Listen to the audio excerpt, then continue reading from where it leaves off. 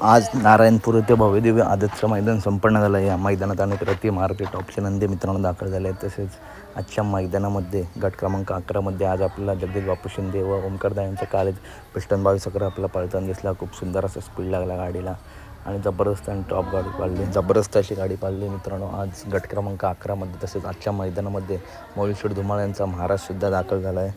तो सुद्धा थोड्याच वेळात आपल्याला पळताना दिसेल. बकासूर आज आरामावरती काल सलग 3 मैदानांमध्ये 2 नंबरचा मानकरी ठरला. तो बकासूर दिवसेंदिवस मित्रांनो गुलाल घेणारा एक नंबर एकमेव नंदी आहे जो सारखा दाट पळतो आणि गुलाल घेतो.